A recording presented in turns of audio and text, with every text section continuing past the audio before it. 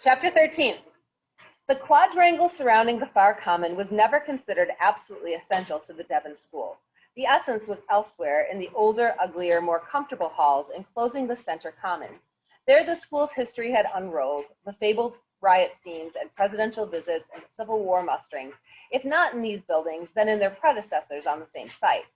The upperclassmen and the faculty met there, and the budget was compiled there, and there students were expelled. When you said Devon to an alumnus 10 years after graduation, he visualized the center common. Oops.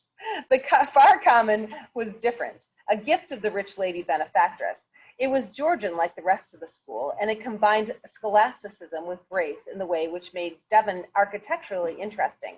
But the bricks had been laid a little too skillfully, and the woodwork was not as brittle and chipped as it should have been. It was not the essence of Devon, and so it was donated without too serious a wrench to the war. The far common could be seen from the window of my room, and early in June I stood at the window and watched the war moving in to occupy it. The advance guard which came down the street from the railroad station consisted of a number of jeeps, being driven with a certain restraint, their gyration-prone wheels inactive on these old ways which offered nothing bumpier than a few cobblestones. I thought the jeeps looked noticeably uncomfortable from all the power they were not being allowed to use. There is no stage you comprehend better than the one you have just left, and as I watched the jeeps, almost asserting a wish to bounce up the side of Mount Washington at 80 miles an hour instead of rolling along this dull street, they reminded me, in a comical and poignant way, of adolescence. Following them, there were some heavy trucks painted olive drab, and behind them came the troops. They were not very bellicose looking. Their columns were straggling, their suntan uniforms had gotten rumpled in the train, and they were singing "Roll Out the Barrel." "What's that?" Brinker said from behind me, pointing across my shoulder at some open trucks bringing up the rear. "What's in those trucks?" "They look like sewing machines." "They are sewing machines." "I guess a parachute rigger school has to have sewing machines." If only Lepper had enlisted in the Army Air Force and been assigned to parachute rigger school. "I don't think it would have made any difference," I said. "Let's not talk about Lepper." "Lepper will be all right. There's nothing like a discharge. 2 years after the war's over, people will think a Section 8 means a berth on a Pullman car." "Right. Now, do you mind? Why talk about something you can't do anything about?" "Right." I had to be right in never talking about what you could not change, and I had to make many people agree that I was right. None of them ever accused me of being responsible for what happened to Phineas, either because they could not believe it or else because they could not understand it. I would have talked about that, but they would not, and I would not talk about Phineas in any other way. The jeeps, troops, and sewing machine were now drawn up next to the far common quadrangle. There was some kind of consultation or ceremony underway on the steps of one of the buildings, Vesey Hall. The headmaster and a few of the senior members of the faculty stood in a group before the door, and a number of Army Air Force officers stood in another group within easy speaking distance of them. Then the headmaster advanced several steps and enlarged his gestures. He was apparently addressing the troops. Then an officer took his place and spoke longer and louder. We could hear his voice fairly well, but not make out the words. Around them spread a beautiful New England day. Peace lay on Devon like a blessing, the summer's peace, the reprieve, New Hampshire's response to all the cogitation and deadness of winter. There could be no urgency in working during such summers. Any parachutes rigged would be no more effective than napkins. Or perhaps that was only true for me and a few hours, our gypsy band of the summer before. Or was it rarer than that? Had Chet and Bobby sensed it then, for instance? Had Lepper, despite his trays of snails? I could be certain of only two people, Phineas and myself. So now it might be true only of me. The company fell out and began scattering through the far common. Dormitory windows began to fly open, and olive drab blankets were hung over the sills by the dozens to air. The sewing machines were carried, with considerable exertion, into Vesey Hall. "Dad's here," said Brinker. "I told him to take his cigar down to the butt room. He wants to meet you." We went downstairs and found Mr. Hadley sitting in one of the lumpy chairs, trying not to look offended by the surroundings. But he stood up and shook my hand with genuine cordiality when we came in. He was a distinguished-looking man, taller than Brinker so that his portliness was not very noticeable. His hair was thick, white, and healthy-looking, and his face was healthily pink. "You boys look fine, fine," he said in his full and cordial voice. Better, I would say, than those doughboys, GIs I saw marching in. And how about their artillery? Sewing machines. Brinker slid his fingers into the back pockets of his slacks. This war's so technical, they've got to use all kinds of machines, even sewing machines. Don't you think so, Jean? Well, Mr. Hadley went on emphatically, I can't imagine any man in my time settling for duty on a sewing machine. I can't picture that at all. Then his temper switched tracks, and he smiled cordially again. But then times change and wars change, but men don't change, do they? You boys are the image of me and my gang in the old days. Does me good to see you. What are you enlisting in, son? He said, meaning me. The Marines? The paratroops? There are doggone many exciting things to enlist in these days. There's that bunch they call the Frogmen, underwater demolition stuff. I'd give something to be a kid again with all that to choose from. I was going to wait and be drafted, I replied, trying to be polite and answer his question honestly. But if I did that, they might put me straight in the infantry, and that's not only the dirtiest, but also the most dangerous branch of all, the worst branch of all. So I've joined the Navy, and they're sending me to Pensacola. I'll probably have a lot of training, and I'll never see a foxhole, I hope. Foxhole was still a fairly new term, and I wasn't sure Mr. Hadley knew what it meant. But I saw that he didn't care for the sound of what I said. And then Brinker, I added, is all set for the Coast Guard, which is good too. Mr. Hadley's scowl deepened, although his experienced face partially masked it. You know, Dad, Brinker broke in, the Coast Guard does some very rough stuff, putting the men on the beaches, all that dangerous amphibious stuff. His father nodded slightly, looking at the floor, and then said, you have to do what you think is the right thing, but just make sure it's the right thing in the long run and not just for the moment. Your war memories will be with you forever. You'll be asked about them thousands of times after the war is over. People will get the respect for you from that. Partly from that, don't get me wrong, but if you can say that you were up front where there was some real shooting going on, then that will mean a whole lot to you in the years to come. I know you boys want to see plenty of action, but don't go around talking too much about being comfortable and which branch of the service has too much dirt and stuff like that. Now, I know you. I feel I know you, Jean, as well as I know Brink here, but other people might misunderstand you. You want to serve, that's all. It's your greatest moment, greatest privilege to serve your country. We're all proud of you, and we're all, old guys like me, we're all darn jealous of you, too. I could see that Brinker was more embarrassed by this than I was, but I felt it was his responsibility to answer it. Well, Dad, he mumbled, we'll do what we have to. That's not a very good answer, Brink, he said in a tone struggling to remain reasonable.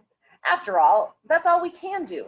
You can do more, a lot more. If you want a military record you can be proud of, you'll do a heck of a lot more than just what you have to. Believe me. Brinker sighed under his breath. His father stiffened, paused, then relaxed with an effort. Your mother's out in the car. I'd better go back to her. You boys clean up. Those shoes, he added reluctantly in spite of himself, having to. Those shoes, Brink, a little polish, and we'll see you at the inn at 6. Okay, Dad. His father left, trailing the faint, unfamiliar, prosperous aroma of his cigar. Dad keeps making that speech about serving the country, Brinker said apologetically. I wish to hell he wouldn't. That's all right. I knew that part of friendship consisted in accepting a friend's shortcomings, which sometimes included his parents. I'm enlisting, he went on. I'm going to serve, as he puts it. I may even get killed, but I'll be damned if I'll have that Nathan Hale attitude of his about it. It's all that World War I malarkey that gets me. They're all children about that war. Did you ever notice? He flopped comfortably into the chair, which had been disconcerting his father. Gives me a pain, personally. I'm not any kind of hero, and neither are you. And neither is the old man, and he never was. And I don't care what he says he almost did at Chateau Thierry. He's just trying to keep up with the times. He probably feels left out, being too old this time. Left out? Brinker's eyes lighted up. Left out? He and his crowd are responsible for it, and we're going to fight it. I had heard this generation complaint from Brinker before, so often that I finally identified this as the source of his disillusionment during the winter. This generalized, faintly self-pitying resentment against millions of people he did not know. He did know his father, however, and so they were not getting along well now. In a way, this was Phineas' view, except that naturally he saw it comically as a huge and intensely practical joke, played by fat and foolish old men bungling away behind the scenes. I could never agree with either of them. It would have been comfortable, but I could not believe it. because it seemed clear that wars were not made by generations and their special stupidities, but that wars were made instead by something ignorant in the human heart. Brinker went upstairs to continue his packing, and I walked over to the gym to clean out my locker. As I crossed the far common, I saw that it was rapidly becoming unrecognizable. With huge green barrels placed at many strategic points, the ground punctuated by white markers identifying offices and areas, and also certain less tangible things.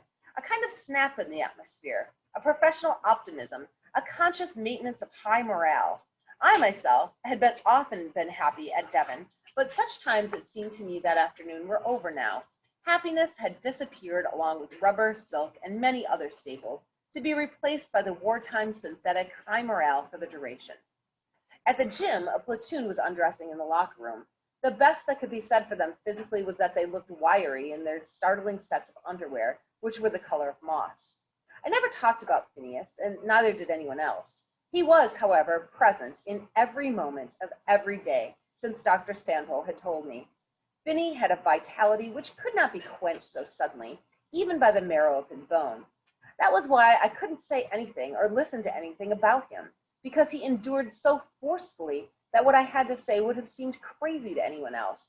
I could not use the past tense, for instance, and what they had to say would be incomprehensible to me.